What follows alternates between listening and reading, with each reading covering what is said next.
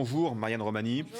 Le service police-justice d'ITélé a recueilli un témoignage exclusif, celui d'un collègue des 4 policiers. Oui, il fait partie d'une patrouille police-secours et ce samedi, il était affecté à la radio. Il a reçu l'alerte de l'agression de ces 4 policiers. Il nous a raconté ce matin le choc lorsqu'il a appris l'agression de ses 4 collègues. C'est quelqu'un qui a souvent côtoyé ces 4 agents. Il les connaît bien, il travaille avec eux et c'est bien sûr avec une grande émotion qu'il nous en parle ce matin. Et puis, cette agression le touche d'autant plus que lui aussi nous dit qu'il aurait pu être présent sur les lieux parce que lui aussi a assuré souvent des missions de surveillance à ce carrefour de la Grande Borne. Et il nous a raconté que lui-même avait déjà été pris à partie plusieurs fois sur cette mission. Une mission qui consiste à veiller sur une caméra de vidéosurveillance. Une aberration pour ce jeune policier qui nous dit qu'il ne faut pas faire passer le matériel avant l'humain. Cet homme, c'est un peu l'illustration des jeunes policiers que l'on envoie dans les quartiers difficiles pour faire leurs armes. Il nous raconte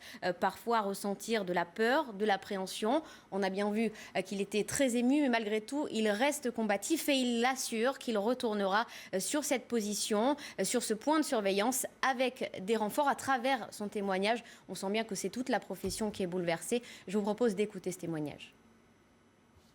Il y a la station directrice de l'Essonne qui reçoit plein d'appels 17 des riverains qui signalent des véhicules en feu, des véhicules de police en feu. Qui ont pris en charge les collègues blessés, qui ont pris feu sur les lieux. Là, tu entends à la radio, tu te dis quels collègues, est-ce qu'ils sont blessés, est-ce qu'ils sont brûlés, et tout part en quelques minutes.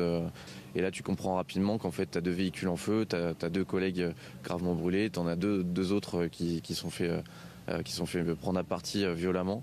Et là, t'es pas bien. On aurait pu être à leur place, j'ai été à leur place, hein, j'ai fait les 8 heures de garde statique devant la caméra, à 4 policiers devant la Grande Borne. Dans une situation pareille, je sais pas ce que j'aurais pu faire, je sais pas si ça aurait été pire ou moins grave, on sait pas. Ce qui me semble le plus injuste, c'est qu'on a fait passer le matériel avant l'humain. C'est qu'on a protégé une caméra qui servait à surveiller des délinquants et qu'au final on met des policiers pour surveiller la caméra. Ce qui me choque, c'est que 4 policiers ont leur vie un peu en suspens pour l'instant.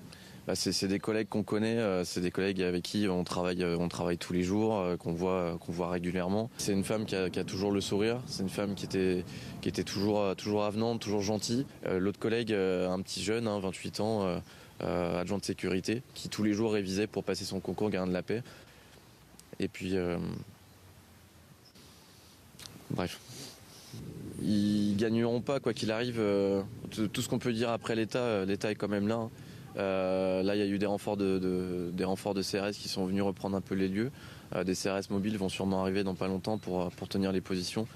Quoi qu'il arrive, nous on y retournera. S'il faut intervenir dedans, on va intervenir.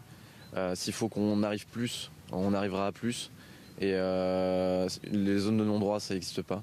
Et je vous le réaffirme, ça n'existe pas. Et cette zone-là, ça ne sera pas une zone de non-droit. Dans ces cités-là, c'est un quotidien qui est tendu. Hein. On fait face à pas mal de jeunes qui sont hostiles à notre présence. C'est deux gros quartiers, notamment à Grigny, c'est la Grande Borne et G2, où si vous y mettez les pieds, c'est rapidement. Il ne faut pas laisser les véhicules sans surveillance. Il faut plusieurs véhicules pour intervenir. Et tout de suite, vous êtes entouré assez rapidement. C'est des situations qui dérivent extrêmement rapidement. On doit s'équiper de nos casques. On doit s'équiper des boucliers, souvent pour protéger les pompiers en continu. C'est des situations qui sont difficiles, c'est des missions qui sont compliquées, qu'on fait quand même, mais jusqu'à quand ? Voilà pour ce témoignage important à entendre. Merci Marianne Romani.